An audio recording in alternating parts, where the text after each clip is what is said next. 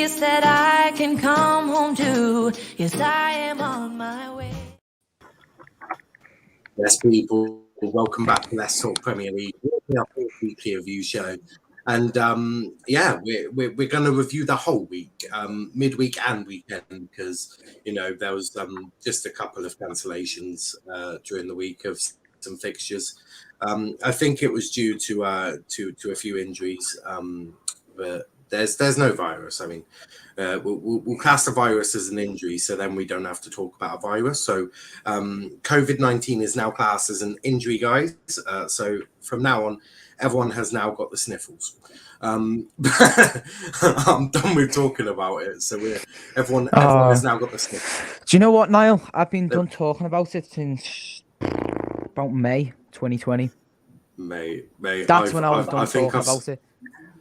I've spoken about it twice today. I spoke about it in the Chelsea show and the United show. So I'm now referring to it as the sniffles because I'm done with talking about it. But we are joined by Hanif, Paul, and Kenny. How are we all doing, guys?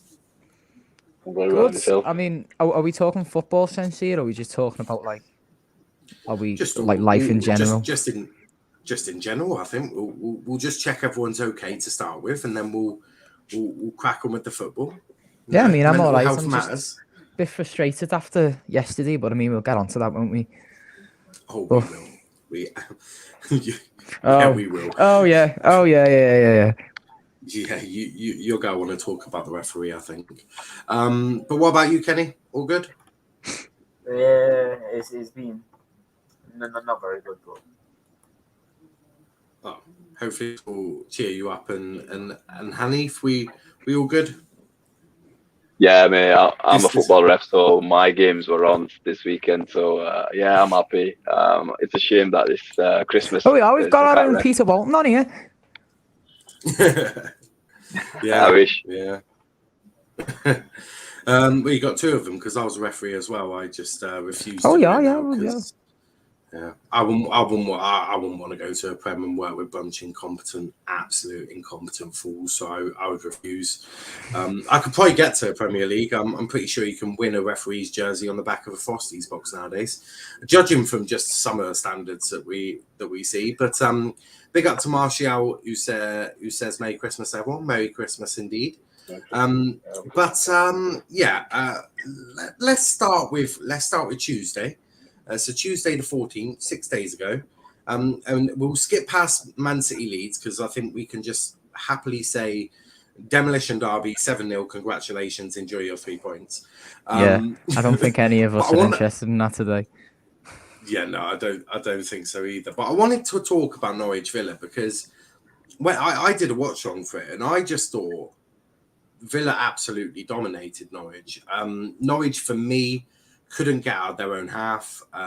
Villa kept going down Norwich's left-hand side, and it was like Brandon Williams currently got Matty Cash currently on toast. Have you considered trying to go down Norwich's right? And hey presto, they decide to attack once down the right, and they get a goal from it. So clearly, Niall is just a tactical genius, and if any Premier League club would like to hire me as your manager, I am available for a small fortune. But Paul, I'll start with you. Did you watch Stevie G taking on Norwich? Do you know what? I did not. I don't think. What day was it? Was it Tuesday? Tuesday. Let's just check because I'm sure I was watching something else. What was I doing on Tuesday? I just assumed that most Scousers were Villa fans now because the Stevie G. It was the City game I was watching, to be honest. I think I was having trouble getting that Norwich Villa game on.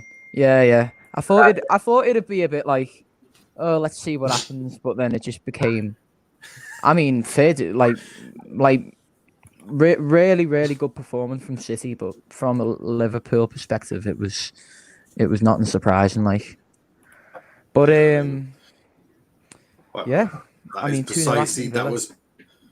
that was precisely a reason why I didn't stick Man City Leeds on, because I just knew you could just see it from a mile away. It was like, you could just see exactly what's about to happen. Leeds, well, I'd say usually Leeds aren't a team you can normally just turn over. Obviously, Pep Guardiola had other plans, didn't he? But I mean, I'm just gonna say Ole Gunnar Solskjaer managed to beat them 6-2, and I feel when Ole's able to do that, I feel they're not the greatest team. And 5-1. And 5-1. I mean, and that's just Ole. But Hanif, did you manage to watch the Norwich Villa game, or were you? I caught a bit of the second half. Yeah, I caught a bit of the second half. You know, I'm watching Aston Villa as a Chelsea scout at this moment in time to see who we can nick. And you know what? Villa were by far the better team. And I thought Dean Smith tactically got it really wrong. I don't understand why he went 4-3-3. I think he should have just got everyone behind the ball and just played counter-attacking football. Norwich, unfortunately, do not have the personnel to stay in the league. I think they're just here just to make the numbers and take the parachute payments back down and reinvest. Villa under Gerrard at this moment in time, I think that new manager bounce is still going on and it's going well at the moment. It'll be very interesting to see how long Gerrard lasts, because I know the owners of Aston Villa have got ambitious plans for Aston Villa, but ultimately Ollie Watkins getting on the score sheet, and so did young Jacob Ramsey, I believe is his name. So yeah. I think there's a lot of positives to come out of Villa, and I think Dean Smith has got a lot of work to do. He needs to buy in January, which I don't think will happen. I don't think they have the transfer kitty, and buying quality players in this time is going to be difficult for a club like Norwich. But Villa got the job done. They got the 3 points and they move on. And Norwich, unfortunately, will have to adapt to the Championship yet again, in my opinion. Yeah, for me, Norwich, even if they go down, they'll come straight back up. But Timo Pukki's not good enough in the Prem. But Kenny, talk to me about Timo Pukki. How can he score so many goals in the Championship, but when it comes to the Premier League, the man can't hit a barn door? Like, I'm not even talking about, I'm not even talking about genuinely scoring a goal. I mean, just at least getting one on target would be a nice change for him. Like, just why can't he do it? Like, he can get goals in the Championship, but he can't hit the target in the Prem. Like, I think it might be that he's a confidence issue. He doesn't think he's good enough for the Prem, because he's so good in the Championship usually that I just can't really see that many reasons. That's one of the reasons that sticks out for me. I don't think he thinks that he's good enough for the Prem. I think he just got a massive lack of confidence, because I don't really think of much else. Because I mean, we've seen Timo Pukki, we've seen him be good in the Prem. 1920, the first few games, he was really good. It was high confidence. Normally the first 6 games he's normally banging in a load, and then after that he can't hit a cow's backside. Well, yeah. Oh, sorry. Go ahead. But when he has one game where he doesn't score, I feel like it's always when he has one game where he doesn't score, he just doesn't score for the 20 games unless it's a penalty. Yeah. Like, I personally think it's a confidence issue. If you look at the statistics of his, if you look at the statistics of when they were last in the Premier League, he scored 11 goals, and usually the first half of the season where he got most of his goals. He's currently on 5 goals, and I think he'll probably finish with 10 goals. I think if he was in a better team, I think there would be more output, but unfortunately he's not, and there have been some opportunities that you just think you should have put away, and it could have resulted in Norwich possibly drawing some games and even winning some games. And he does everything well up until he gets in front of goal this season, and he's not putting them away, and that is the difference. He's a decent player. I think, to get him, I think if he could go to a better club, someone who's going to survive, but if you don't finish your chances, no one's going to come in for you. But he's not bad. He's not bad. He's just not a Premier League player. He's not going to get you many goals if he stays with Norwich, in my opinion. I think there is quality there, though.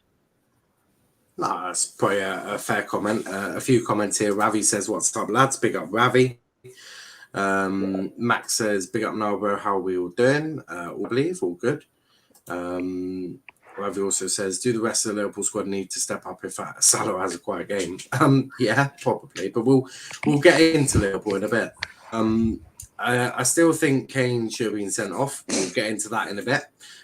Big up to Wolf in the chat. Yes, big Wolf. up the new guy above Kenny. Yep, that is Hanif. Big up to Hanif.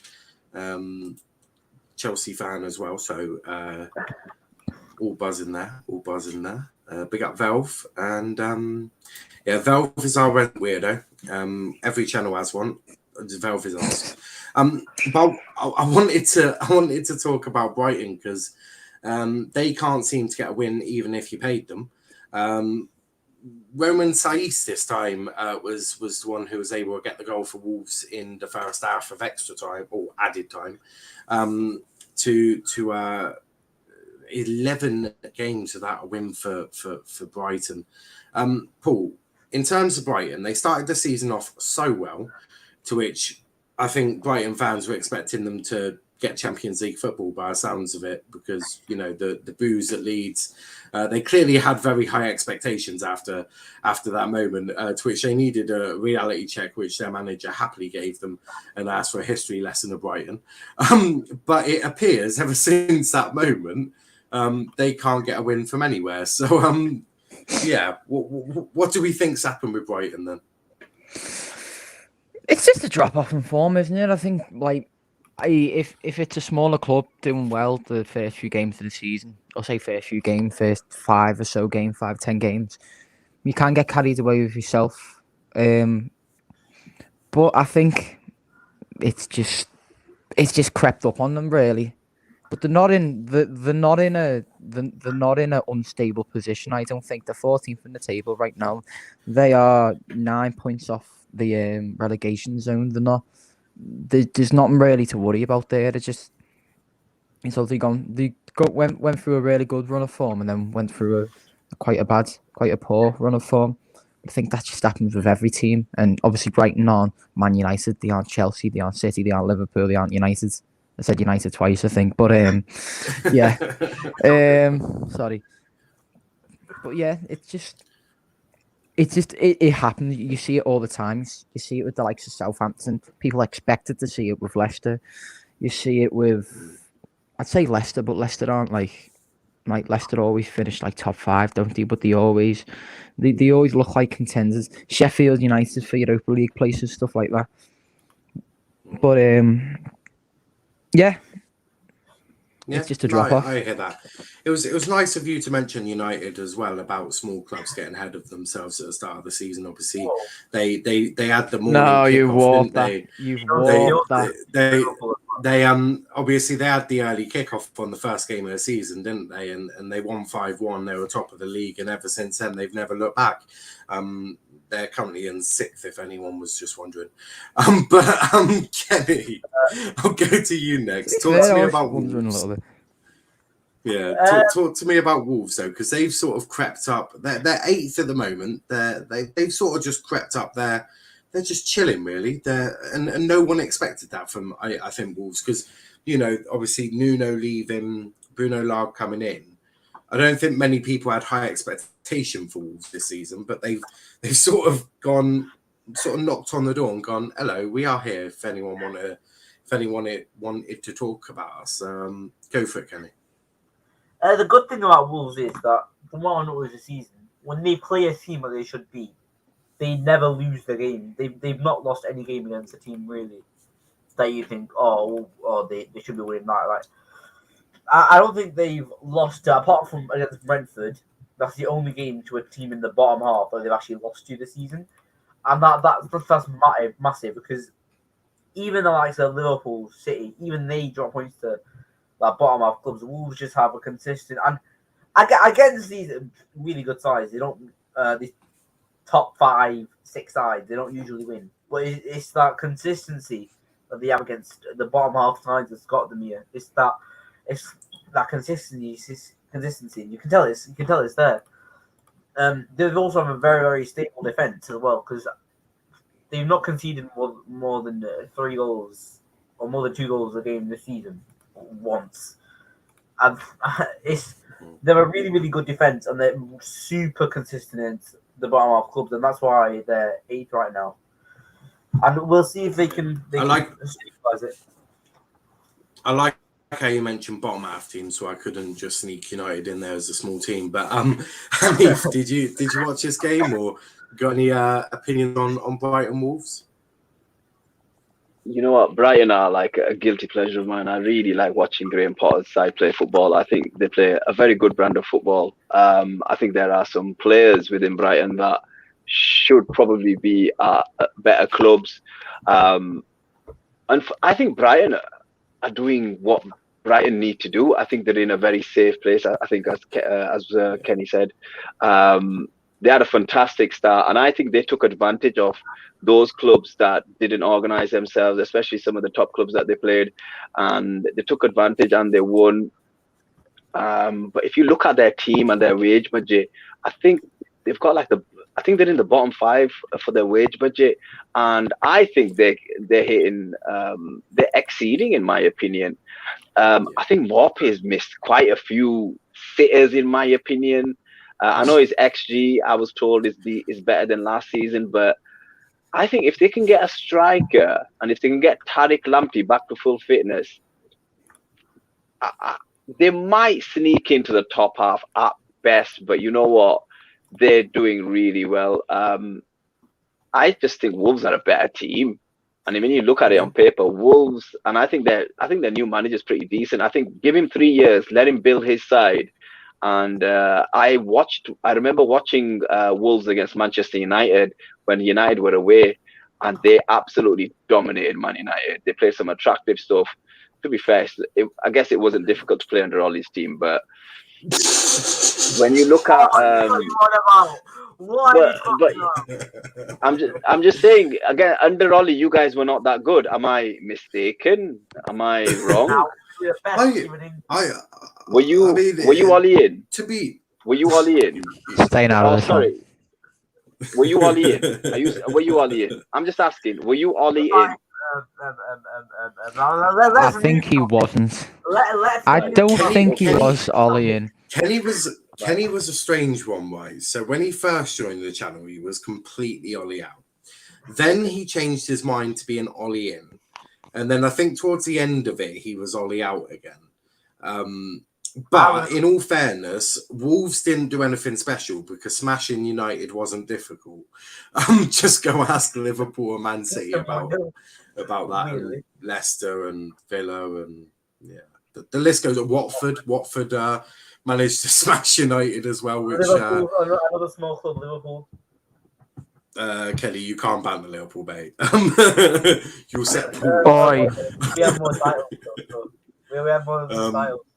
We have more league titles. We have more league titles. I haven't heard that one before. Lewis Kenny, says, can I ask Merry how old Christmas, you are? hope you're all well. Me? 17. Yeah, the United fan. Sorry, is yeah. the United fan Kenny? I'm 17. Yeah. You're 17, so I guess you never saw. Look. I've been raised with my wife's a United fan. My father, my uncles are United fans, and you probably didn't even see the treble. You weren't even born. So look, you probably became a United fan when Ronaldo played for United, and I get that. Okay. I mean, like, to be fair to him, you are a Chelsea fan. I mean, there's no harm in being a Chelsea fan. I'm a United fan. I mean, if we're talking about Man United here, we might as well talk about Chelsea. Can I just say that when the Sugar Daddy came in and all that? Yeah, but I could name a Chelsea team from 1997. Well, that's good. That's good then. I mean, I'm a massive Red. I'm 15. I didn't even see Istanbul.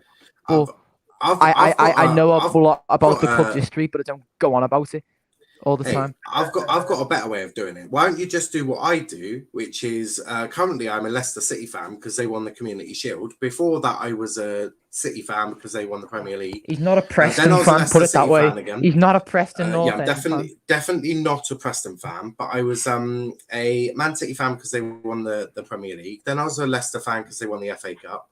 I've not been a United fan in over 5 years because they haven't won a trophy yet. So I'm still waiting until I can be a United fan. Have you been a Plymouth Argyle fan yet?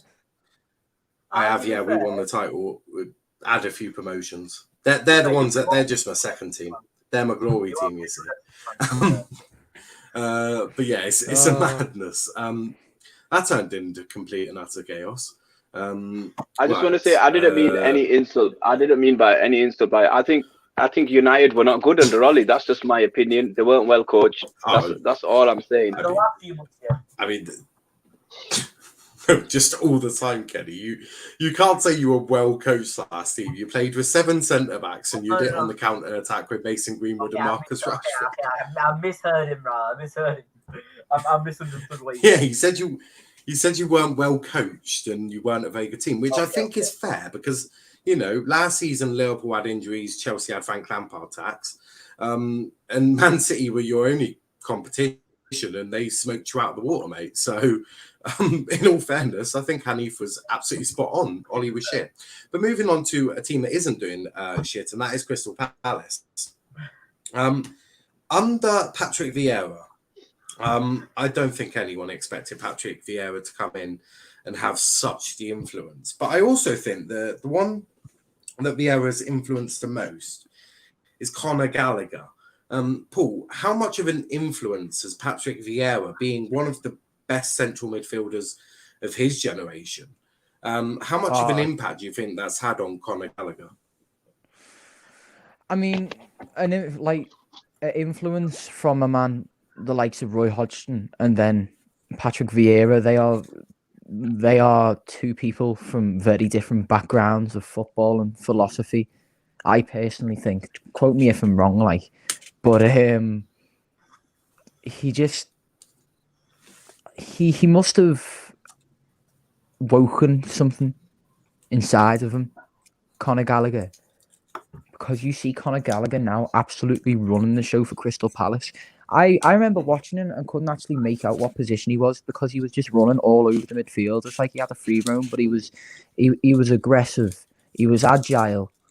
He had flair, composure, stuff like that. I'm surprised he's at it. Well, he's Chelsea's player. Do you know what? I was gutted when I found out he was a Chelsea loanee. I was thinking we might be able to nab this player off Palace at the end of the season, and I found out.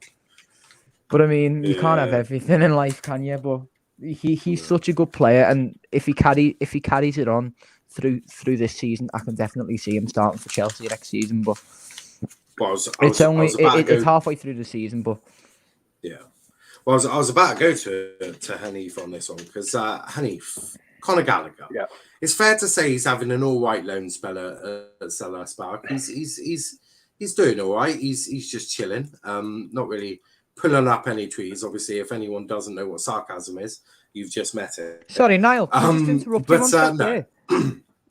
Sorry. Have you not got the Thank you.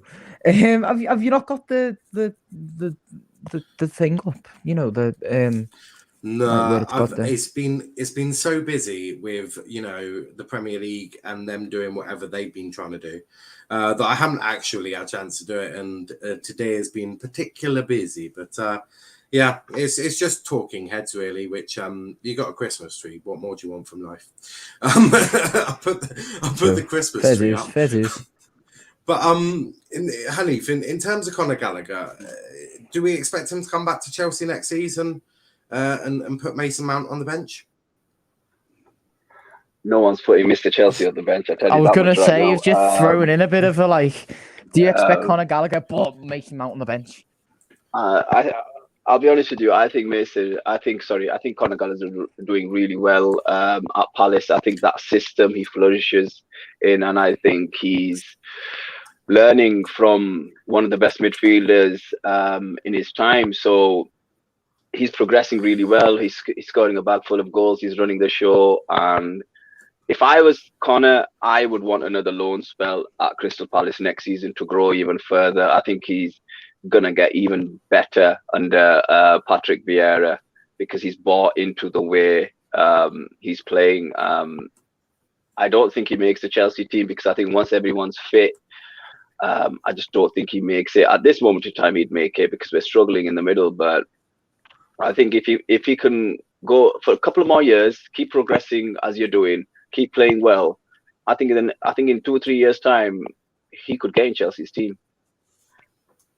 No, he's definitely got the ability. Wolf says Valve support Crystal Palace. That's your local ain't it, plastic Londoner.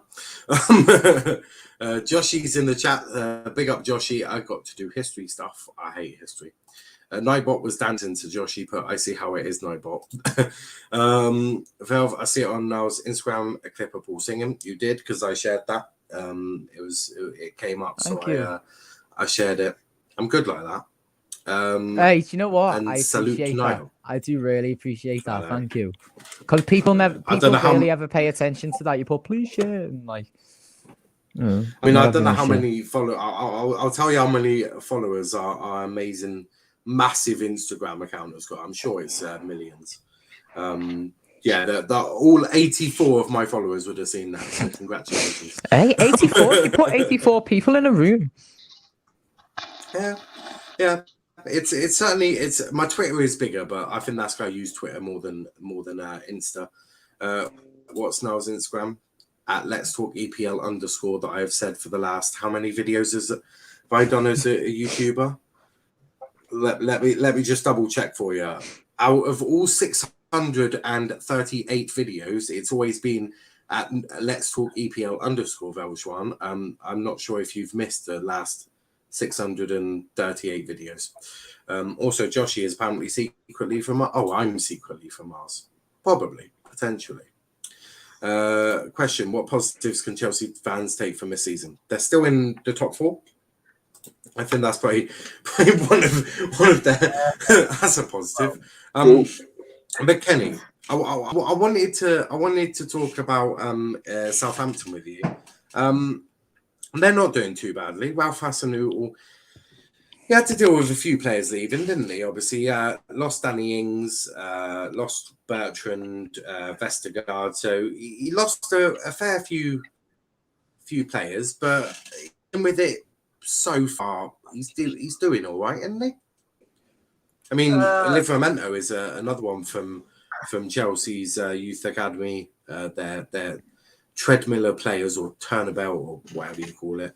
Of players that they just conveyor belt. That's the one, the conveyor belt of youth prospects that come through the Chelsea Youth Academy that don't ever play for Chelsea, and then Chelsea end up buying them for God knows how much in the near future. But talk to me about Southampton.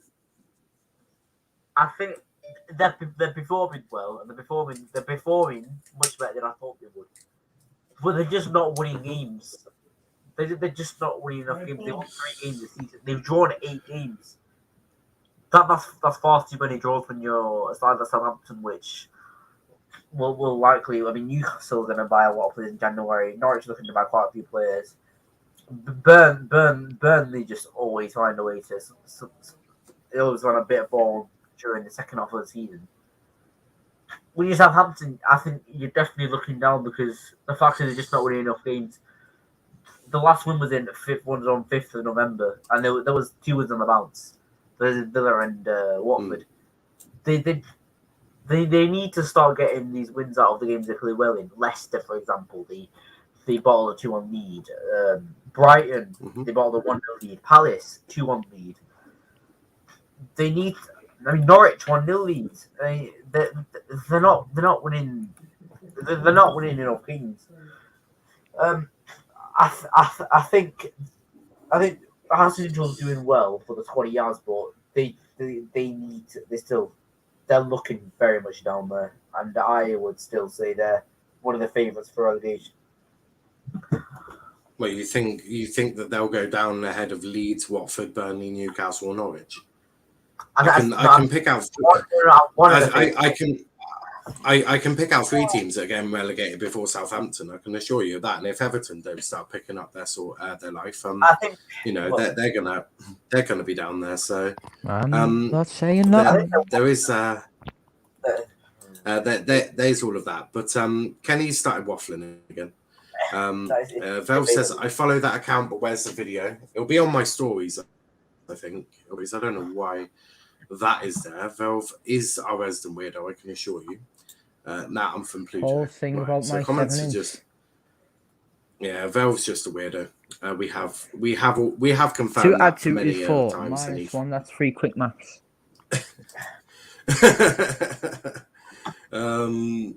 So yes. Someone says, "F me, is he a PAFC fan?"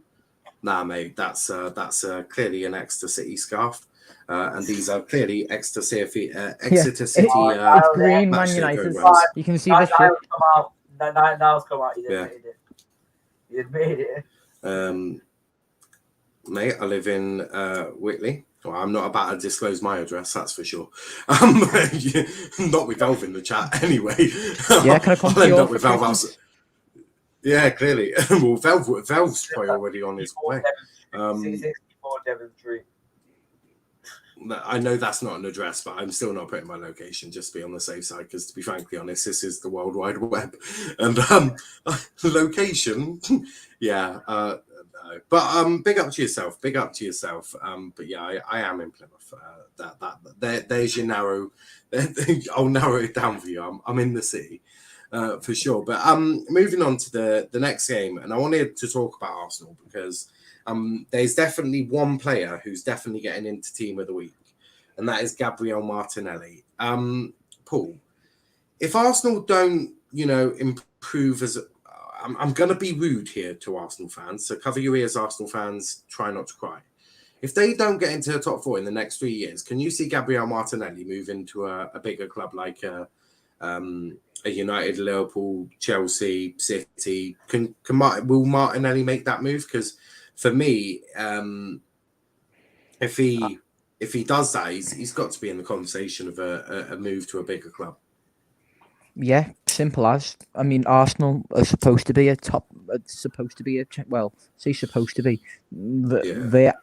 They should be qualifying for the Champions League nearly every season. Yeah. Obviously, it's just been a rocky road since Arsene Wenger left, but that was a while ago now, and you need to start picking up. I mean, Mikel Arteta's, this is his first proper managerial job. He's been at the club for about 2 years. I think. Give him a chance. They're doing well this season. I mean, it's Christmas. It's halfway through the season. The 4th, 3 points from 3 points off West Ham. No, sorry, 4 points off West Ham. It's looking good. I obviously you've got another half of the season. The top 4 isn't won by Christmas, but yeah. I mean, I've got another one. Simple as, yeah. He'll want to play Champions League football. He's looking now, gradually, as seasons go on, he's looking like a Champions League. You can see it this season. He's looking like a Champions League player. If his team not playing Champions League, he'll want to move.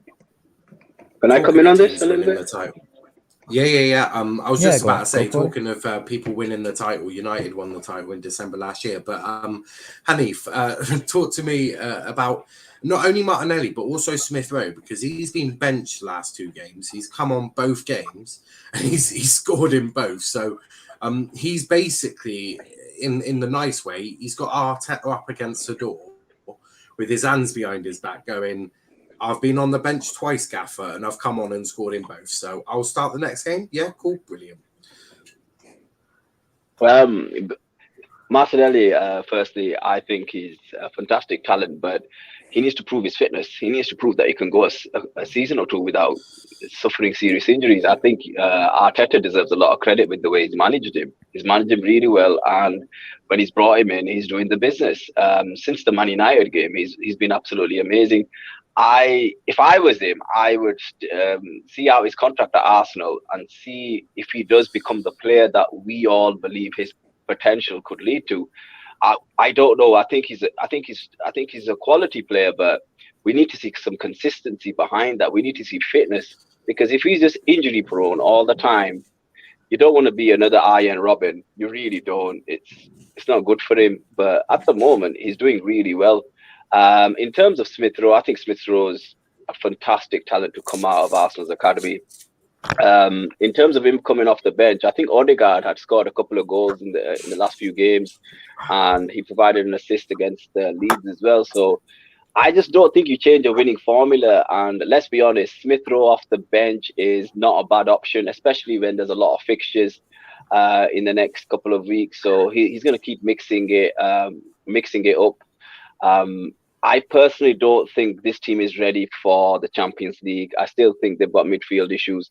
I don't think they've got a lot of depth. And I think if they were to finish in the Champions League position this season, I think next season they definitely won't finish in the Champions League, because there'll be a lot more games. There'll be Euro plus international fixtures, and I think injuries might crop up. So I think for Arsenal's long-term success, I think they need to finish 5th or 6th in a Europa League position. But you never know; anything could happen at this moment in time. You could possibly get even 3rd, because Chelsea are just not doing well at all at this moment in time, and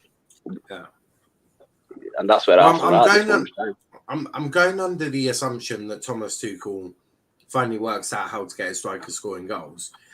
My top 4, in no particular order, is Liverpool, City, Chelsea, United. I hope it's in that order. It doesn't have to be your order. I'll have it as my order. I look at United squad and I'm like, as poor as they were under Ollie, I'd assume Ralph Rangnick is able to get a tune out of these players. He'll end up dropping Rashford and playing Greenwood, I'm almost certain of it. If he doesn't want to lose Greenwood to Chelsea or City or Liverpool in a year's time. Because I think that is a real problem for Rangnick. If he doesn't start playing Greenwood come end of the season might just go, thank you, bye-bye. Oh, dear me, Liverpool just offered me a contract, bye-bye.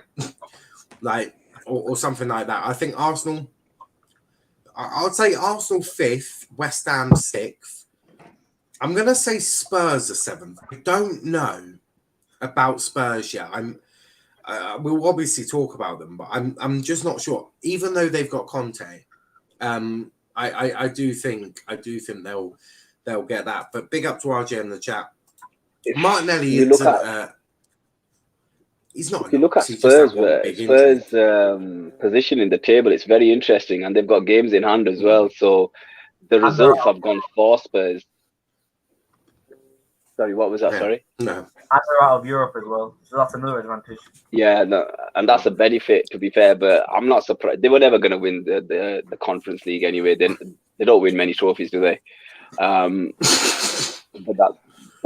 it's true. That's Spurs, isn't it? They don't win anything. I remember when everybody used to go to Spurs. They used to call it 3-point lane. Yeah.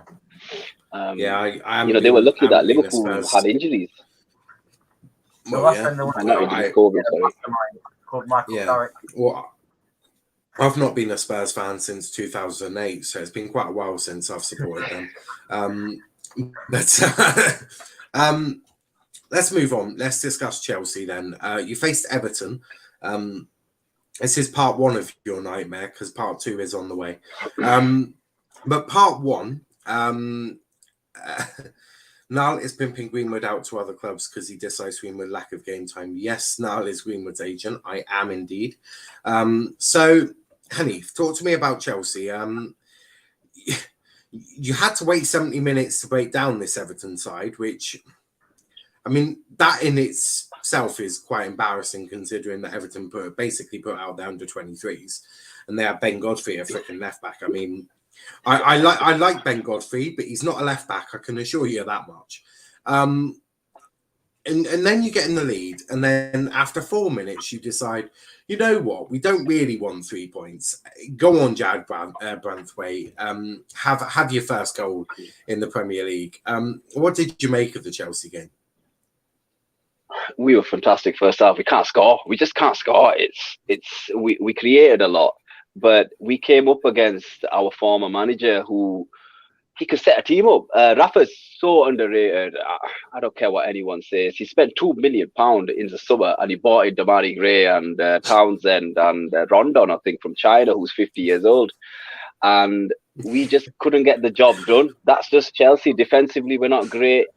We're a pack of polos at the moment. We've got a hole in the middle, and I can't remember the last time our forward scored a goal. A pack of polos. Yeah, we're like a pack of polos. I might use that for my journalism, if you don't mind. Yeah, we are a pack of polos because the only listen, look, the only good thing was we got a point, but we should have got all three. But credit to Everton. They sat back, and you know what? If you don't score, you don't win. And they made us pay. They took advantage of our defensive vulnerabilities, and that's just where we are at this moment in time. And let's be honest, I think Rafa knew that, you know what, if you can keep it to one, they could definitely nick something. And they had shades of the Arsenal win as well. And you know what, if you want to play anyone at this moment in time, it probably is Chelsea from the top 4 or 6, because we're in such a bad slump at this moment in time that we just about beat Leeds United. So, and that's saying something. Thomas Tuchel needs to do something, because it's not working. And I don't blame him. I blame the players, because we're creating enough. But defensively, I think Rudiger, some of the decisions he's making by leaving his position and playing centre forward for us, I think he's doing that intentionally. I think he's intentionally trying to sabotage Chelsea. And they're not paying him the money, and I don't think he will sign anyway. So, yeah, it's a bit all over the place. Carrick broke Chelsea. What did you say, sorry? He said Michael Carrick broke Chelsea. Michael Carrick broke Chelsea. I mean, I was just about to say, I think you're doing a good enough job on your own. But do you want to know the team that I think is a team out to play against Chelsea? It's Burnley. They know if they sit on the edge of your area, your creative players are not going to have a clue what to do. They're going to be like, oh, God, there's no space in behind, so we can't run at them. Okay, right. Do lots of intricate passing, pass sideways. Just pass between ourselves in a line. There's no punch. I think we need to play 4-2-3-1. We need to change the formation. Yeah. And you know what? Just get crosses in. Get into Lukaku's head. Just get the crosses in. It's as simple as that. Fullbacks can still bomb forward. But we've got this thing at Chelsea that we're playing 3 at the back all the time, and I'd like to change the formation and see something different. It's just not working. Werner, I love the guy. I think his build-up play is fantastic. It's just in front of goal. He's not that good. Ziyech's been all right this season, especially in the last few games. He has created a lot, but we've lost him as well. I think he's one of the COVID victims. And against Wolves the other night, we didn't even have a full bench. They weren't willing to call up any of the under-23, so we were struggling for players. That's just where we are. Say, after all of the youth cups you've won, you can't find one decent player to come and sit on your bench. He didn't want to. He didn't want to call. I was surprised he didn't call. Surely you're going to call the best player in under 23s, though. But he didn't want to. We had more defenders than strikers. You think he'd just do that just to, even if he has no intention of using them, just to be around the team, sort of gain that sort of knowledge. Like if you know you've got someone you're going to go to maybe in 2-3 years time, bring them up for the coach ride or just see what the players do, because that experience could be quite valuable. But Kenny, Chelsea, you're not actually that far away from them now. You're currently on 27 points, they're on 38. Now you've got 2 games in hand. If you win both of those games, you are 5 points. 5 points. 5 points off Chelsea. Can you conceivably catch Chelsea and overtake them? Well, I think it depends on whether they can actually, start finishing chances. But right now, at this moment in time, I think you're going to call me deluded, but not you, but people are going to call me deluded. But I think we can definitely catch Chelsea if they stay in the current club right now. Because the thing is, we have really, I don't want to say easier fixtures, but we have really favourable fixtures. That's the word. We have really favourable fixtures. Chelsea is a massive slump at the moment. But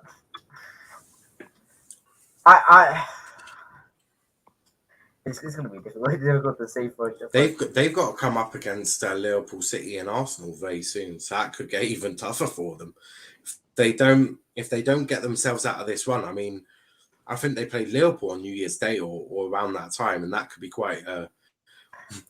be quite bruising for them. And then I think they've got City soon after that. So, but Paul, Chelsea, what's your viewpoint on it? Because obviously you lot dealt with injuries last year, but it would appear Chelsea are in a bit of a tricky situation right now. Who he is missing right now as of like today? Basically their entire attack. Kai Havertz, Lukaku, Timo Werner, Cho, Kovacic has just come back. Oh yeah, no, that's a massive like loss. That's a massive like pack of polos. Exactly what you have to remind me of his name, but exactly what you said, Hanif. Yeah, exactly what Hanif says with the it's pack of polos. I mean, they're struggling at the top ends of the field, not the bottom ends of the field like Liverpool. But how long are they out for? Like Werner, Havertz. It's next week. I think next week they'll be back. Hopefully, because of COVID, they were the 7. I think they were one of the 7 players. Oh yeah, you you can't compare that to Liverpool last season. Then, I mean, if that's what you're trying to do. If you remember Liverpool last season, they were still creating. It's just Mane had such an off season last season compared to Salah. They were still creating a lot of chances. He didn't have the best. So we can't score and we can't defend. And Tuchel needs to sort it out, because we all know what's going to happen if this carries on for another 4 weeks. He's not going to remain in the job. We don't care who you are. We'll sack you. So he needs to sort it out quick. Just won a Champions League and he could be sacked. The madness of that. But look, it's how Chelsea work. It's head coach, not manager, is it? That's the thing with clubs sometimes. It's what's Chelsea's built on. It's what's made them successful. It shouldn't work. It shouldn't work like that, but it does for some odd reason. It shouldn't though. Yeah. No, I do hear that. I think your longest term manager was Jose Mourinho, which sort of just says everything really. But let's go to Merseyside. Paul, before you have to rant about your club, talk about it in a positive light, because you managed to beat Newcastle 3-1, but you did go 1-0 down by John Joe Shelby #Voldemort. Voldemort scored, didn't he? Yeah. What was your thoughts on that game? I mean, it was a 3-1 win on paper. It looks good. I thought we lacked ideas for a little bit once Newcastle scored. It looked a bit. I went to the game. It was the atmosphere in the stadium was quite. It was quite on edge. Even after we'd equalised and took the lead, there was still that point that Newcastle can come back into the game at any point. But then at the very end, Alexander-Arnold just belts it into the goal, and the cop goes mental like. But I mean, I say this every week when we come on and we win a slight game, but it's every point matters. Do you know what I mean? I like the fact that we're getting through these games. It's what we should be doing. But it's not a game of domination. It isn't an amazing game technically, but we got through it. Their fans get them through games. I think it's simple. I'm going to Anfield. The fans always get them through games. That's why it's one of the toughest stadiums to play in. That's what Liverpool are built on. Yeah, no, that's something I really wear with pride, like. But are you afraid if we go back behind closed doors then? Exactly, you must be bricking it. Like, I don't know whether we go behind closed doors. Paul's going to start the campaign. He's going to start the petition going, absolutely not. Don't you dare. I'm not, like, if it was to go behind closed doors and we started losing a few games, I'm not saying, it's because the fans aren't there. But I think psychologically, the players absorb what the fans, not say, but like collectively, you know what I mean? It inspires them. If you look at interviews of past players and players in the opposition, it moves them, like it influences them. And I think that's not just at Anfield, that's at any club. Any club, you need your fans. If you're not playing in front of fans, what are you actually playing for? Might as well be a training game, and that's what was so painful last season. Watching the game and just having the I couldn't listen to it without any like fake crowd noise. It was just painful. It was very. It made me not want to watch it. Like Germany's just gone behind closed doors, and it's like watching the Champions League. But you know what? I don't want to start getting it's going to be behind closed doors. Personally, I couldn't give you an answer. I don't know. I don't think. I mean, it depends. The booster drive. I'm not going to go into all COVIDs, but it depends on how many people get the boosters and how quick. But I don't think it'll go behind closed doors. They'll just have to keep it on guard in terms of COVID passes and negative tests and stuff like that. And I think we'll be all right. Yeah. But hopefully you are right. But anyone got anything to say about Liverpool Newcastle before we crack on with the weekend? It was you only watch Newcastle for one reason, and that's St. Maximum. Some of the stuff that he was doing. Oh my God! You know what? Yeah, he's fantastic. Honestly, someone's gonna snap him up because you know what? He's too good for that team. Some of the stuff he was pulling off, I was like, "What's going?" It's just showboating at best, and that's why you watch Newcastle United because of him. He's absolutely sublime, and I'd take him at Chelsea. I really would. I'd take him at Liverpool. Yeah, and that's how his potential is very high, very very high. Unbelievable. I'll take him. Do you know what though? That's he did have a good game. I remember at one point I was saying to the person beside me, "This is someone that I'd have for Liverpool. I think he's quality." And he just zipped through Matip and Alexander-Arnold, and I think look at this. This is exactly what I mean. But Alan St. Maximin, he'd offer something different into the Liverpool attack. I think he's got that skill, hasn't he? That skill to be a player, and he's so fantastic to watch. And you just think, wow, what a player! How did nobody else identify him, but he still ended up at Newcastle United? No, it's a madness. Sorry, big up to Tyler back. in the chat. Yeah, you're back. Big up Tyler. Is it true the Anfield atmosphere hasn't been great this season? Paul, you go to Anfield, don't you? So yeah, I mean it's always good. It's always singing. I'm always singing. People around me are always singing. I can't. It's like you know what? Probably hums it like, but yeah. I mean, like you'd have to come to Anfield, but it depends whether you're in the Kop, you're sitting at the top of the main stands, you're it was a bit of you're sitting in the away ends. People have different perspectives. It was a bit of a library when the mighty Argyle held you to a 0-0 draw. So, I think when was that? That was 2016, mate. 2016. I was 10. Yeah. So there was a lack of atmosphere that day when the mighty Janos were in town. I guess we're the only ones who can silence them. Yeah, we didn't turn up for Plymouth. It's only Plymouth Argyle. It's not an important game. It was when Klopp turned up. They had Bobby Firmino, and he smiled once, and I'm pretty sure it blinded my eyes at one point because he's got whiter teeth than a piece. Yeah, of paper. Those teeth are like the pillars of He takes pride. He takes pride in those white teeth. I think it was at a time where he still had Coutinho, which was a madness. But I can actually say I watched a young man Trent at Home Park though.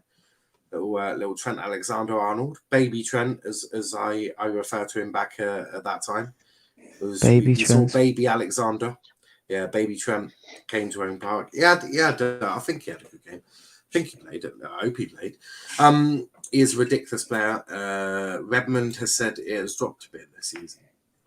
Maybe. I'm not sure. I don't think it has. Are you mad? I don't think it has at all. I think Trent is sublime. Yeah, I think it's still Anfield, isn't it? But let's move to the weekend before we do team of the week. Leeds Arsenal. Arsenal.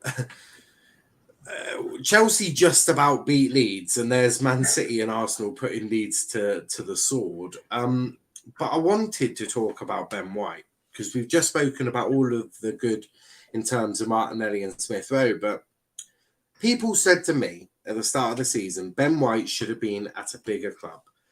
And I'm going to say that penalty is exactly why he is at the right club, because mistakes like that could cost you at a bigger club. So let's say he gave away a stupid penalty. Ridiculous. They're 3-0 up, right?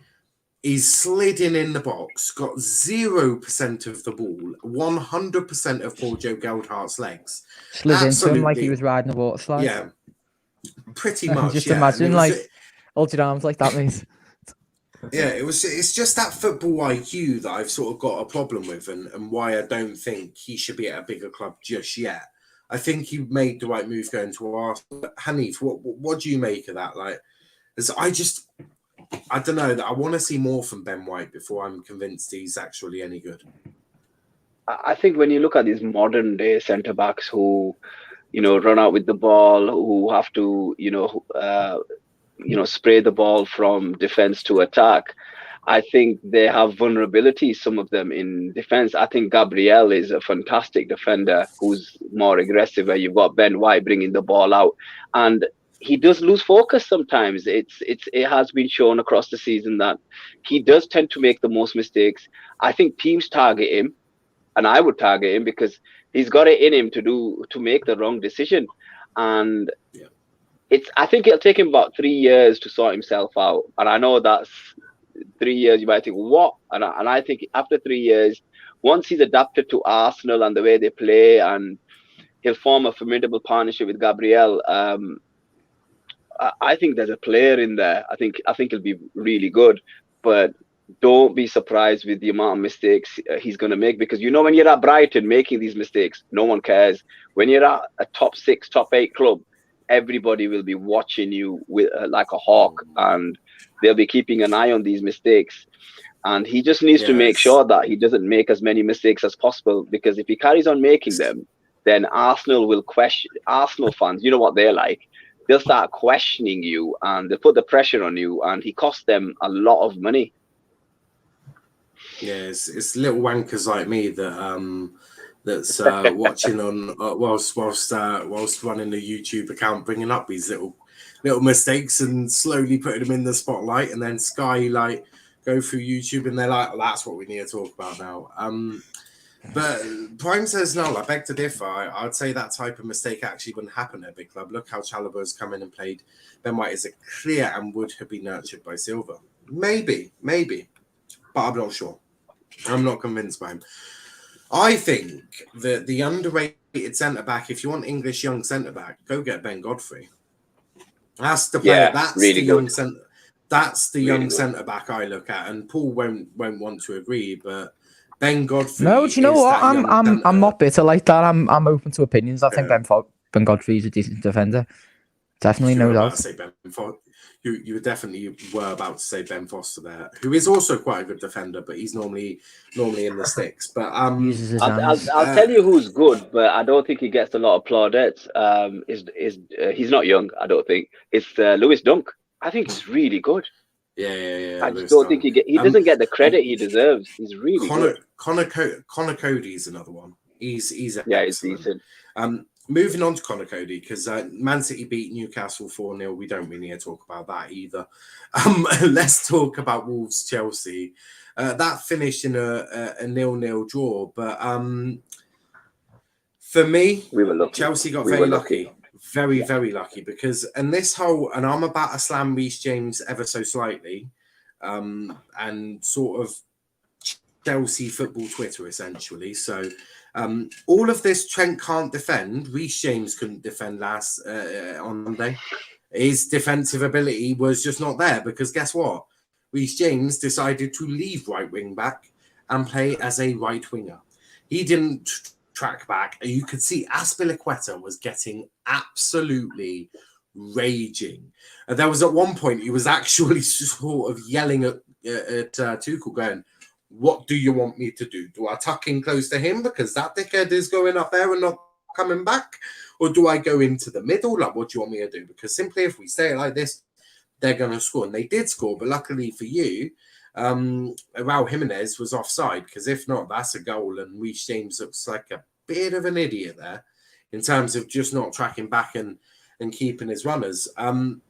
So maybe just ask Trent how he sort of tracks back and puts those last ditch tackles that he needs to do.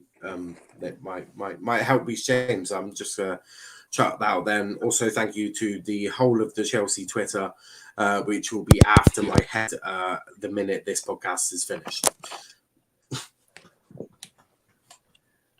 Do you want a response from me? Yeah. I thought we I'd go to a Chelsea were very fan. poor. Yeah, we were very poor. Wolves should have won that game. I thought that goal being disallowed was very harsh because he didn't make any contact with the ball just because you're in an offside position, and he was on the floor from what I remember. So I don't understand which law he broke. I think Chelsea got very lucky. Chelsea got. Did he? Right. Okay. Yeah, he jumped over the ball. Okay, so Chelsea got really, really lucky, but Wolves had so many chances. They should have put them away, but they didn't.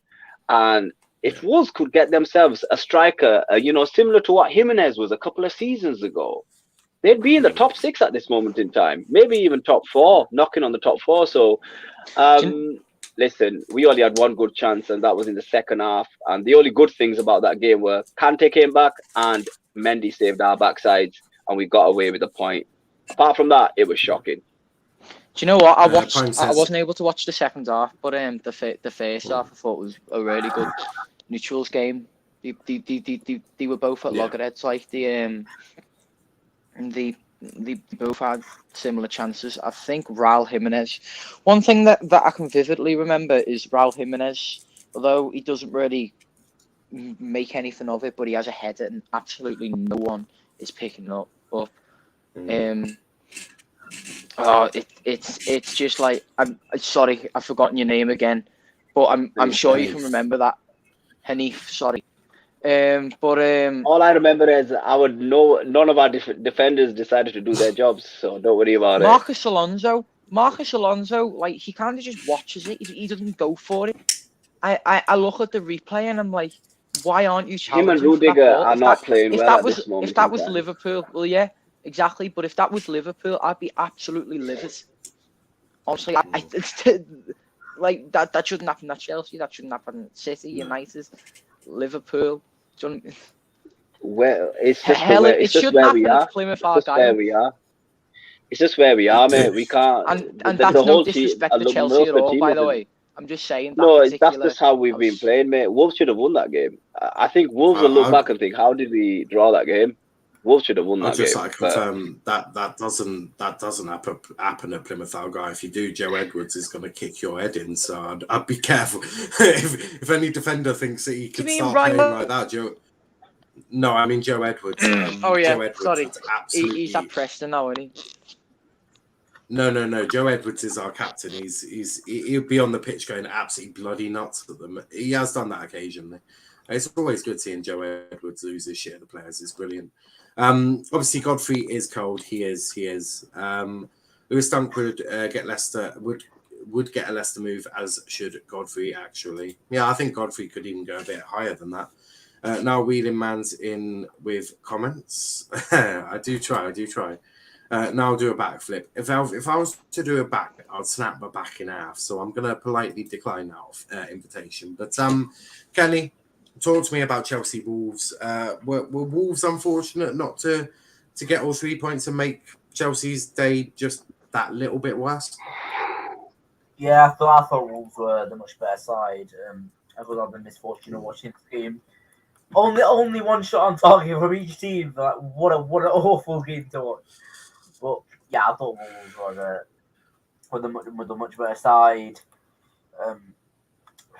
There's not really much to say on it really. But Chelsea was really poor, and potentially United.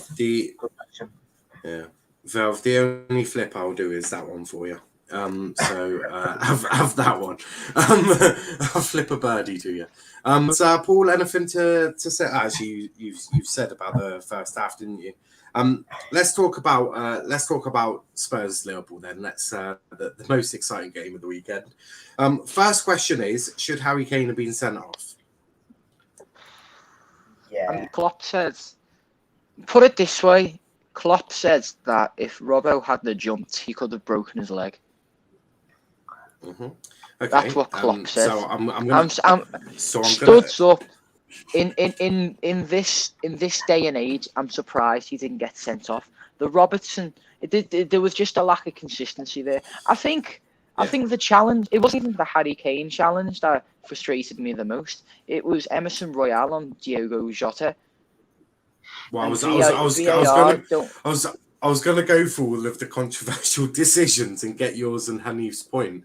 Former referee and you being a fan. So for Harry Kane, you're saying red. Hanif, are you saying red on that one as well? 100%. How Harry Kane got away with murder, and that would have changed the game.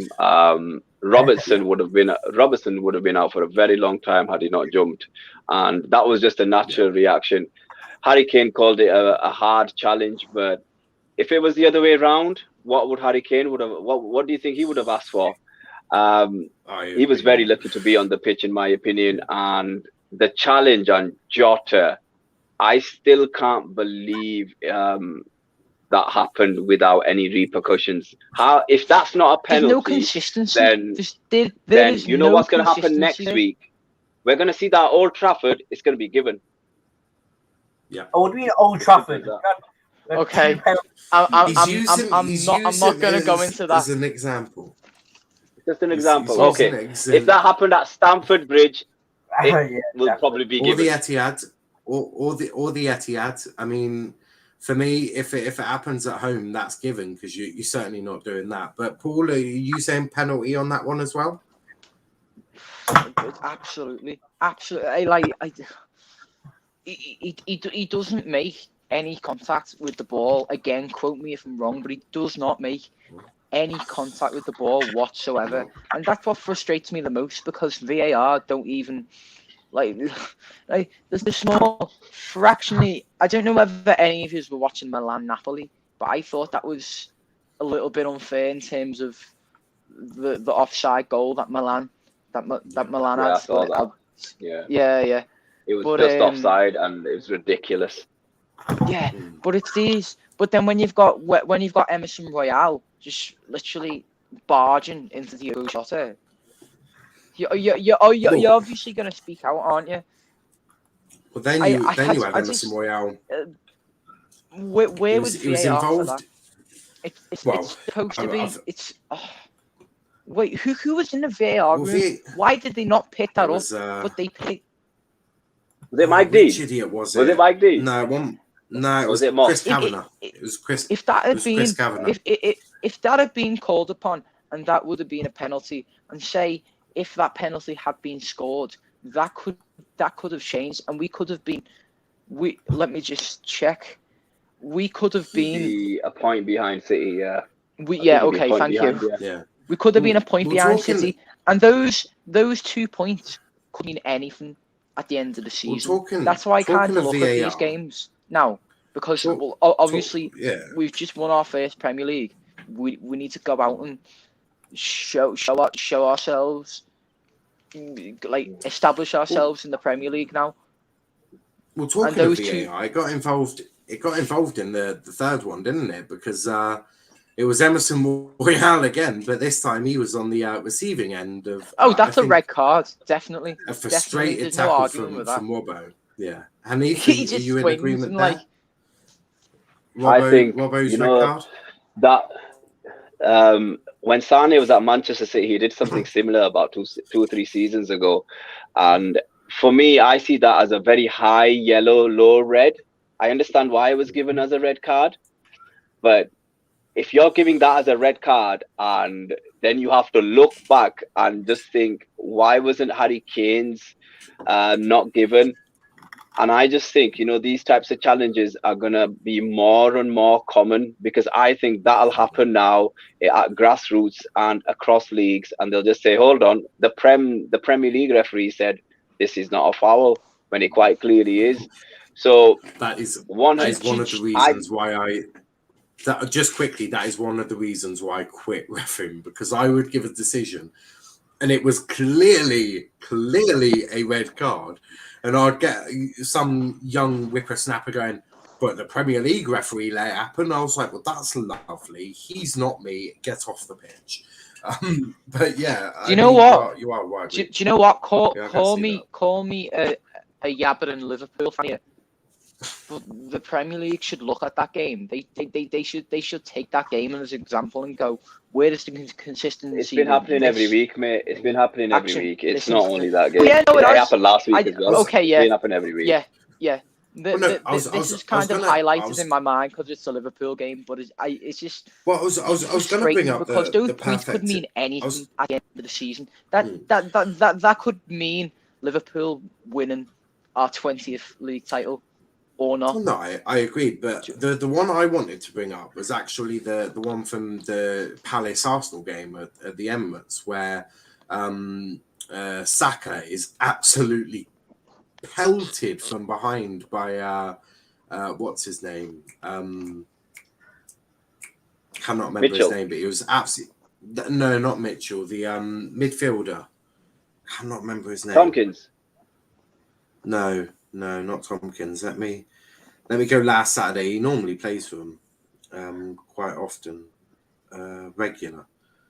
Oh, Gallagher, is it? Nah, ain't Milivojevic? Definitely won't. Yeah, It might have been yeah. Milivojevic. Yeah, it might have been Milivojevic. Yeah, he's got it in him, to be fair. He's there, Xhaka, isn't he? Yeah, Milivojevic he is booted decent, to be Saka. honest. I like Milivojevic. He is a good player. But He's a very good player. he did exactly what Emerson Royale, what Robbo did, and booted Saka from behind, got a yellow. Robbo does it, gets a red. It's just like these are where's the finer, consistency? exactly, these are finer details. So They had the wrong ref at that game. They needed Oliver at that game. They needed a better ref. Yeah. They really did. Tierney's not a top ref. I'd have even taken Mike Dean at that game.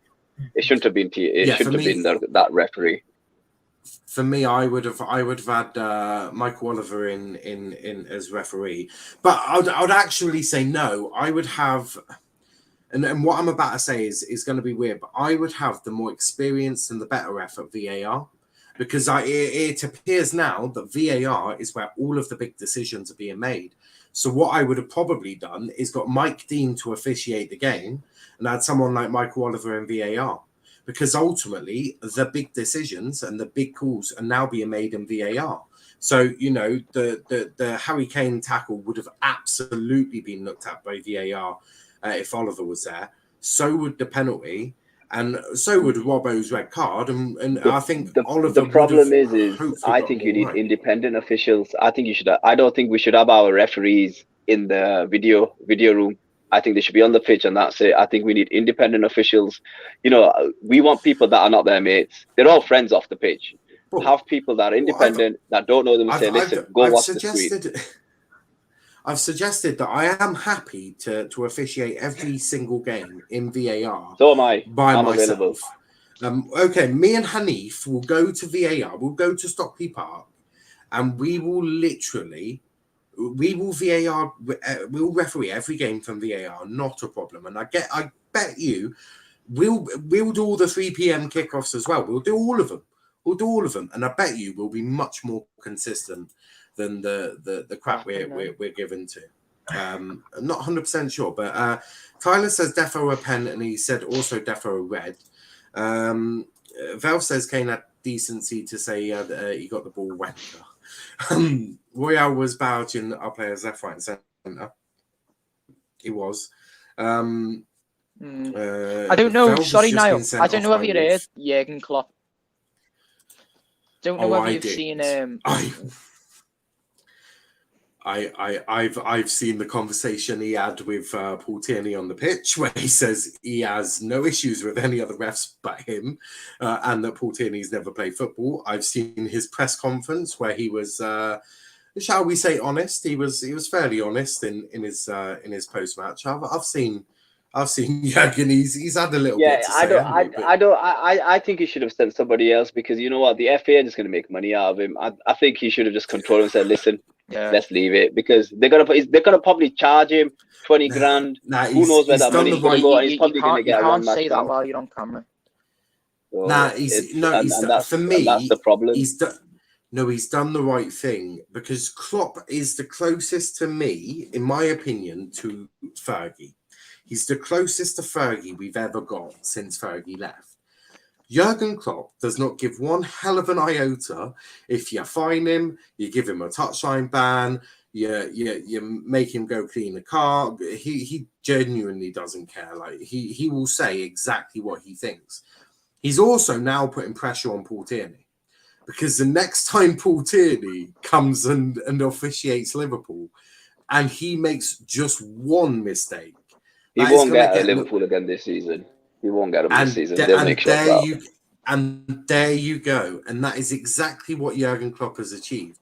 He's either wanting the pressure on Tierney, so next time he comes to Anfield, Paul Tierney is not anywhere near making mistakes. And he also wants out. Also, I've apparently been given a yellow card, as has Paul, as has Nybot. So Wolf is my referee, and he's booking everyone apparently. But Paul, talk to me. I've got no problem with other admins. Just you. I've got a problem with no other moderators, just you. Calm down, Mini Jurgen. But talk to me about the game in a more general sense. I can say it in German if you want me to. But yeah, talk to me about the game in a more general sense. We've gone through all the officiating that needed talking about. But overall, what did you make of the game? Oh, you've just been sent off. It's not a game. Oh yeah, of course, yeah. Corruption. And Jurgen got a booking as well. By the way, we forgot to mention that. Yeah, do you know what we start off well, but gradually I was surprised when Harry Kane scored, not because he scored, the fact that I thought we were playing well until Paul Tierney.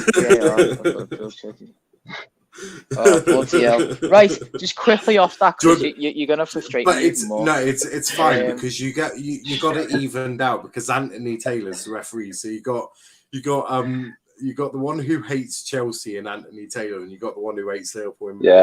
He's from Manchester, really, or close to Manchester. Yeah, so the officiating in this game is going to be absolutely hilarious, and I'm just going to laugh. I'm just going to laugh at how poor it is. To be fair to Liverpool, if they didn't lose their midfield, they don't have their first team as a midfield, and that's where a lot of the issues lie. Van Dijk as well. I think we missed Van Dijk. I think there's Son, Heung-min Son has a great game, and he causes us a lot of problems along Matip's side, and he just seemed too fast for him. He just seemed too fast for him. He was just skipping past balls over the top, balls in behind. He was making all of them. There's that first half. We become gradually ousted by Tottenham's attacking threat. I think gradually they not put us out of the game, but they oust us. Could have been like 2-3-0 first half. Could have well been. Son has a great chance that just bounces, kicks the ball. I think Alisson makes a great save. I don't know whether that was the first half or the second half, but he kind of like first half that was. But again, the likes of that, he saves us in that game. If Alisson hadn't have been in goal, it could have been a 3-2 loss. But it's just Harry Kane scores a great goal. Yeah, it's just frustrating. I don't want to come on and go, we should have done this. I'm not happy. This, that, the other. Because it happens to the best of us, doesn't it? It happens to everyone. Tyler says Van Dijk could have been holding.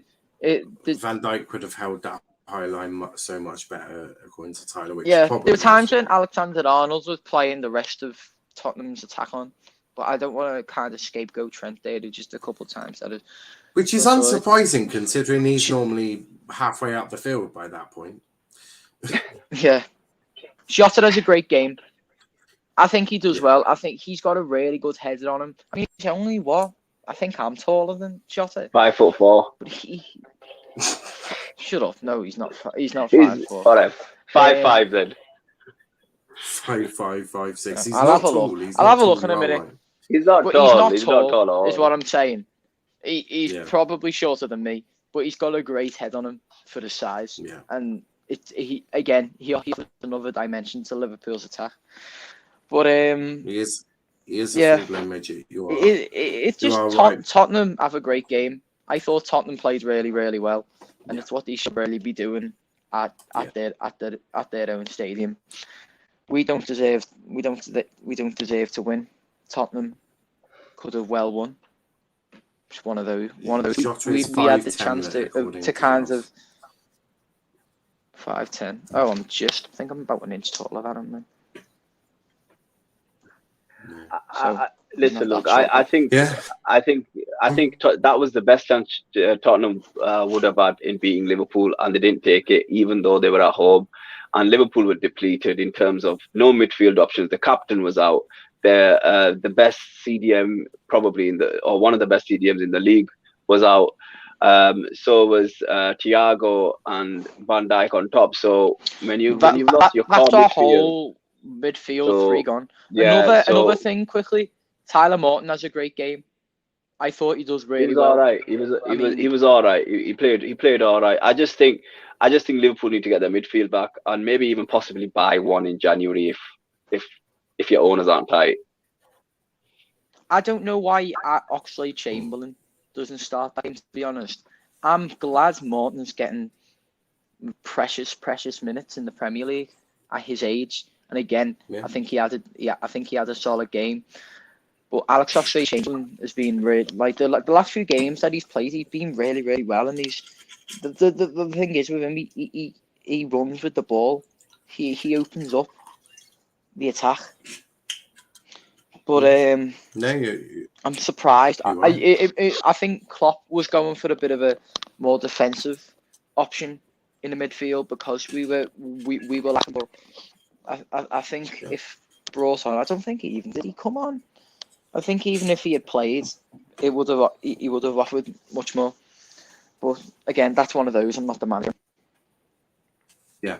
Hanif, if you're still there, do you want to just tell everyone where they can find you before you head off, mate? No, I think looks like he's asleep. Yeah, I think Hanif is frozen. He's just gone. But if you want to find Hanif, he is on Instagram at 532_pod.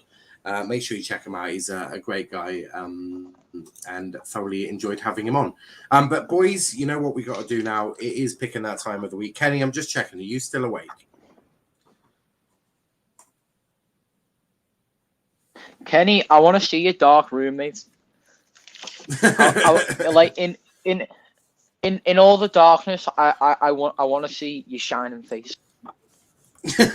Kenny, are you there, mate? Come on, get the cucumbers out. He's laughing. Right. It is time to pick team of the week. Let me share my screen as always. Where can I find Paul? Big up Paul. You can find Paul on Instagram at Paul Connor Music. And you can also find him on. Yeah, you can also Twitter, find him on Twitter. At Paul Wright LFC. Yeah, I got that. But yeah, I do. I'm just showing. I do. Yeah, carry on. What were you saying? Sorry, I do pieces for the likes of the Cop Eyes and the Anfield Rap, and although they're Liverpool based, I try my best to be as diplomatic as I can. 100%. And his Instagram is decent as well. If you do check that out for sure. So done that. Twitter is garbage. I'm on Twitter. I'm not garbage. Yep. But it is time for team of the week, guys. It is time for your favourite time of the week. Goalkeeper. Who are we going for goalkeeper of the week? Alisson, I'd say. I think he saved us. He saved us in the game. He has a good game. Who's the oh yeah, it's Pickford, isn't it? Or Pickford. Oh yeah, for Everton. Then again, I didn't watch that game, so. Yeah, Pickford was very good against then. I followed both. Val says I followed both accounts. Paul, follow me back. We'll Kenny do. says, We'll do after this. Wolf says Kenny, not David De Gea.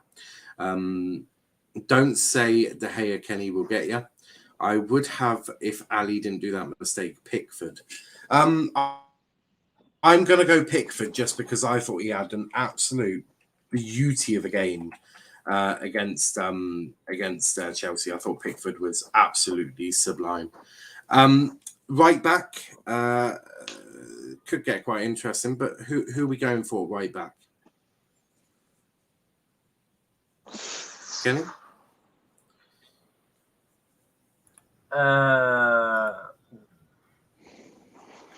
You know what? Fuck it, Trent. Fuck it, Trent. Okay. I'd have to agree.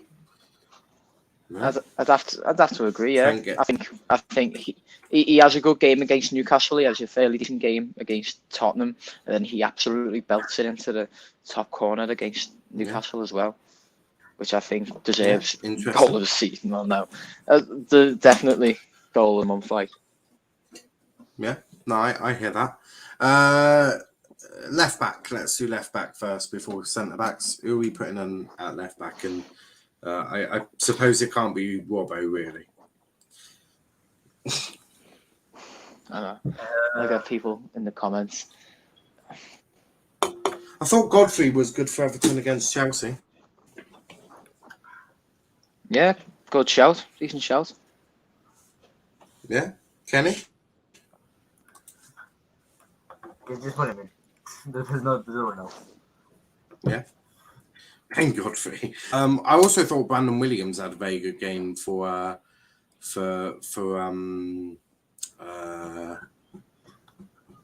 Norwich. Josh says sorry now for the other day. Me, Chris. Big up, Josh. Or Chris, whatever your name is. Vevelschwam, left back. Wolf, left back. Right, okay. Centre back pairing. Who are we picking for centre back? Matlow. What? Matlow. Shut up. Josh says, do you accept my apology? Yes, that's fine. Saiss and Konate, that's not a bad shout. Not a bad shout. I'm going to chuck in Ben Godfrey. Yeah. Not Ben Godfrey, I've already done him. I mean, I have going to chuck in Connor Cody. to say Konate, but I don't want to be I don't want to come across as biased, to be honest. So I'm trying to like flick through my mind of the defenders. I mean, Connor Cody had a good game. He definitely has a good game against Newcastle. Mm. Yeah, Connor Cody. Yeah. He has a good game. Why no Cancelo in there? Because I didn't want to put Cancelo in there. Ben Godfrey's clear. Godfrey clear of Pancella. Cancelo is actually a shouter. Yeah, Ruben Diaz as well. That was on the tip of my tongue. Nah, no City players. Fuck City. They won 7-0 and 4-0. I think we're going to have to include City. Yeah, but I don't care. Man City, just fuck them. So, Kenny, who are your two centre backs? He's probably spitting out his cucumber all over his computer screen. Kenny does love his cucumbers. That's not the only thing like a cucumber that Kenny likes, but we can't talk about that without Velf here. So, sorry, what was that, Kenny? Connor Cody and Branthwaite. Branthwaite. Oh, Branthwaite's a good shout, actually. Paul?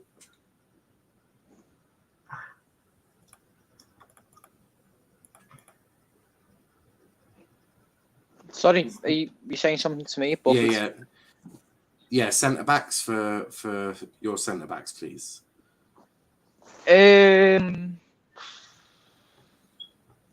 Again, games that I've watched, I could say Konate and Ruben Diaz, or even Connor Cody. I'm gonna go Saiss. I'm going to go for Saiss and Branthwaite. So Branthwaite is in. Kenny, you said Cody, didn't you? Yes. 2 Scousers in there. I like it. And Paul. Paul, you said. Did you say Cody as well? Yeah, who have you got in there? You've got Branthwaite. Yeah, either Konate, Branthwaite- Ruben Dias, or Connor Cody. Let's go Connor Cody. Why not? Yeah, Connor Cody's in there as well as Branthwaite. 3 midfielders. Who are we putting in at DM? Ndombele. And Ndombele.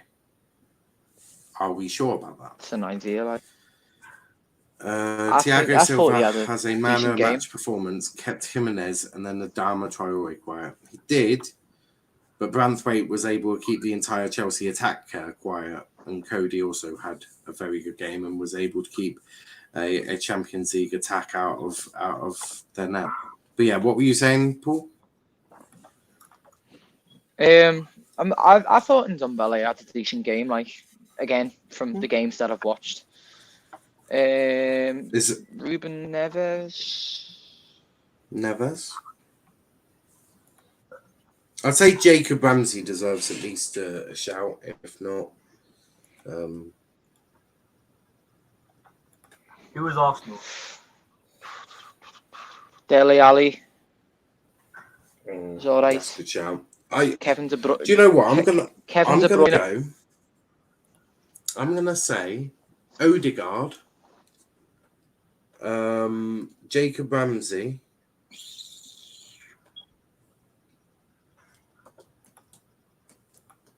and Ruben Neves. That's my 3. Yeah. Yeah, I agree with that. Right. So we've gone for Neves as a DM. Neves. Oh no. Neves, Jacob Ramsey, and Odegaard. Jacob Ramsey and Odegaard. I'm guessing left wing. We're gonna put Martinelli, right? Yep, Martinelli. Right wing. Ooh. Martinelli. Right wing. Who are we putting at right wing? Salah. Son's on the left, isn't he? Son had a decent game No, against us. He played a strike partnership with Kane. Did he? Yeah. Yeah. I mean, Son could get in there. Harry Kane could get in there. Saka. Right wing. Saka. Yeah, that's a good shout. Max says Mahrez.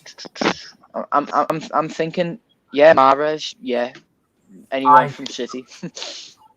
I don't think. I think Jordan Niall was very good as well. He's all round play. Okay. So who are you picking? I'm gonna go with Jordan Niall. Jordan Ayew, Paul.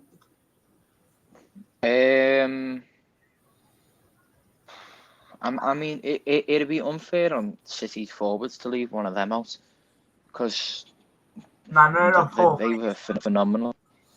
Just to piss off City fans. The likes of Mahrez. What were the actual stats from that game? Who scored? Mahrez scored against Newcastle once, and against Leeds, he scored once. So he only scored once in both games. And they weren't great goals. And they beat Newcastle 4-0, didn't he, as well? And He scored once in both games. Let me check assists. He got an assist. yeah, Mahrez. Mahrez, yeah. I failed. Yeah. I failed my mission. Yeah. Also, I failed. feel like we need to. Have Kevin De Bruyne in there. Man got 2 goals against Leeds. Missing Foden as well. but he played on the wing, didn't Yeah, Foden. he? Oh, did he play on the wing?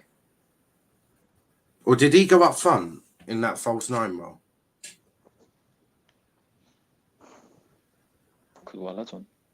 Well, who Kenny? Foden. Did he play on the wing or up front? played Tyler up front? said KDB. Oh, I think Foden's in for a shout. What strikers played well? I'm trying to think, you know. Who played striker for Arsenal? Was it Lacazette? Yeah, it was Lacazette for Arsenal. Should we take Foden out doesn't come on Ramsey? against Newcastle. Yeah, should we take out Ramsey and put in KDB? Nah, Yeah. I don't think so. I think Ramsey deserves Okay. credit. And Yeah, no, of course you don't me and think so, Tyler Kenny. have just not Tyler. Me and God. Paul have just agreed there. I've lost that. I've lost the battle. So he has got a goal against Newcastle. Did he score against Leeds? He did. Well, yeah, he scored twice against Leeds. But against Newcastle, he didn't. Diaz. Should we do Diaz instead of Cody? Paul. Yeah, but Diaz instead of Saï Kane. scored versus Saï scored as well. I mean, they kept 2 clean sheets. Yeah, Wolves got 2 clean sheets as well. That is true, actually. We'll keep Cody in there. True. We'll keep Cody in there. To be fair, Kevin De Bruyne. So up front, He only up scored. front, you've got KDB scored 2 against Leeds midweek, which we are counting. This is for both match day 17 and 18. But up front, you've got players like Foden, you've got players like Son, Harry Kane, Brozier, Jota. Kenny, who are you going for? Ooh, this is actually really tough.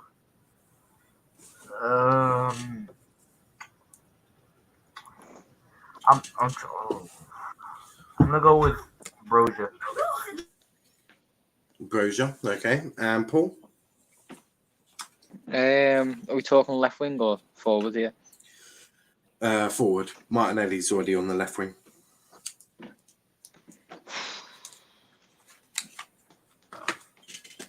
Possibly Kane.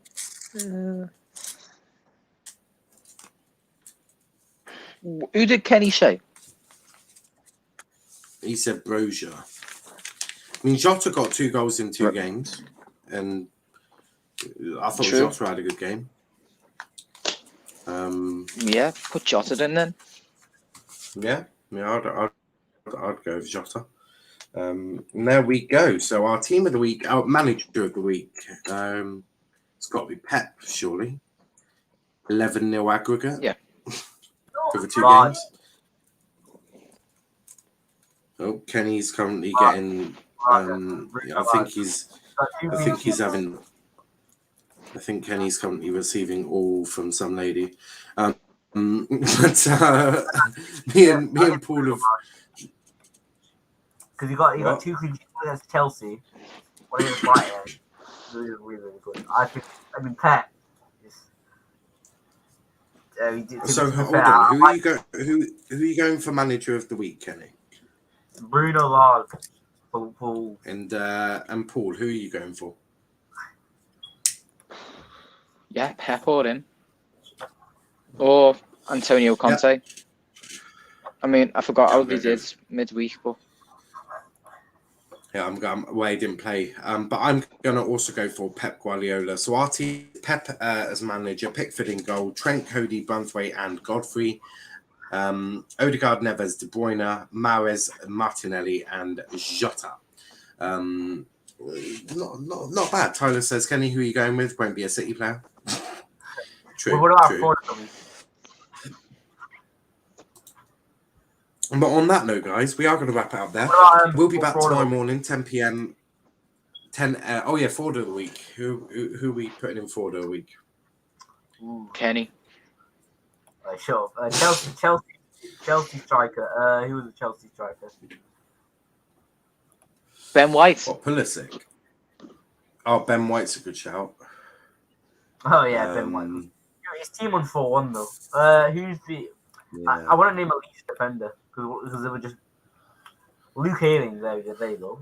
He conceded 11 goals in 2 games.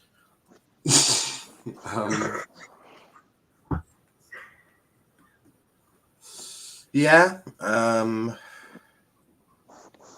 Oh, I don't know. It's a tough one for the week. Any ideas? I Paul? got. I'll say Ben White. Yeah, Ben White. Yeah, Ben White because he cost me FPL points. Not FPL points. He. I gave up on that long ago. What did he? Predictions. I predicted a 3-0 win for Arsenal, and then he conceded that penalty. So I was fucking furious. Just sorry for that time. My head was all over the place. My dog broke his ankle. So yeah, that's all right. Not a problem. But on that note, we are going to wrap it up there. Please hit that like button and smash the like button, shall I say, with notifications on. Subscribe with notifications on. I'll be back tomorrow at 10 a.m. talking about Manchester United's brand new chief executive. They've hired a new chief executive. The first time that has been done since it was held by the famous David Gill. So we're going to be talking about that tomorrow morning in the morning show. Yes, I will unblock Christopher Stokes after this. So yeah, we're going to do that tomorrow. Then we'll obviously have the evening show at 5 p.m. as well, followed by a watch long of Sunderland versus Arsenal in the Carabao Cup. So busy day of streaming tomorrow. So please do join if you can. It would be mega. But before you go, Kenny, where can they find you, mate? You can find me at KennyB210 on Twitter, Kenny on YouTube, and what's my Twitch channel? It's what is it? Oh no, it's not that. It's not that. It's Kenny the United fan. What's your name say? Kenny the United fan. Kenny the United. What was it? What did it say before that? Kenny the United fan. Unbelievable. But yeah, okay. And let me just swap you for Paul. Paul, where can they find you, mate? It's buffering a little bit, but they can find me. Am I all right? Am I good? Yeah, all good, mate. All good. I hate doing it. You can find me here on Twitter. I do stuff, as I said before. I do stuff for the Anfield Wrap and the Cop-Out. Hopefully, getting a piece on the Cop-Out soon. Yeah, I'm on here every Monday. Well, at least I try to. And if you're in the mood for a little bit of music, follow my music accounts on Instagram and TikTok at Paul Connor Music. If you're in Liverpool and want someone to play in your bar, please give us a bell. Please. Yeah. Paul's gonna drop a diss track on you if you don't watch his music. Yeah. Alright, Paul, how's that diss track on Wolf going? What are you all about, Kenny? Yeah, and Wolf, that mod. I don't know. How's it going? I've no idea what Kenny's on about. Kenny's just doing. I don't do diss tracks. No. You should start. Yes, Kenny sitting in the room, dark and all gloom. Yeah.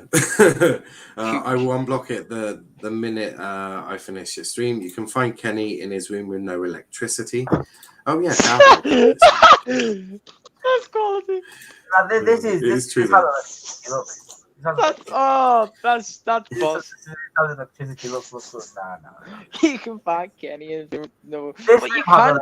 Let's switch some lights on. How can you sit in pure darkness, mate? I don't know how you do it. It's just depression. Switch a fucking light on. No, I can't. Switch a light on, lads. I one, get your light on. Two, fucking pay the bills. One, I've got three. Pay your lefty, lads. I've got my two lights over there on. I've got my light there on, and I've got my streaming light on as well. So I've got three lights on. Because Do you know what? Ironically, I've got my lamp on behind me, but then me light bulb up there is const. So only there's one that works. I hear that. I hear But at least that. I'm not. Why is Kenny talking about diss tracks when he doesn't understand grammar? Never mind a musical bone. Never mind a musical bone in his body.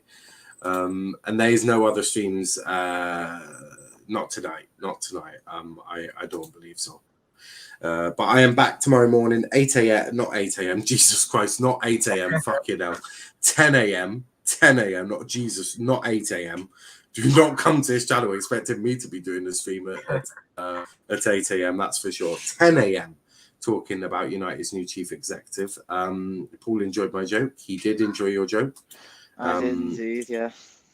It was a good one. But thanks for watching, guys. As I say, I'm back tomorrow talking about United's new chief executive. But until then, thanks for watching and peace out.